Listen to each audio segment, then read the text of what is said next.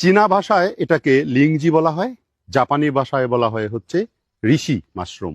এর আবিধানিক অর্থ হচ্ছে অমরত্বের প্রতীক, এবং বিশেষ করে চীনা সম্রাটরা প্রায় 2000 বছর আগে এটা খাদ্য হিসেবে ব্যবহার করতেন অমরত্ব লাভের আশায়।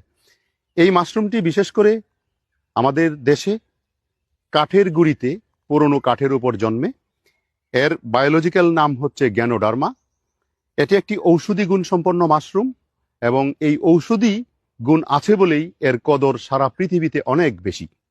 আপনি এর আকারটা দেখতে পাচ্ছেন, ফ্রুট বডিটা কত বিশাল আকৃতি হয়েছে।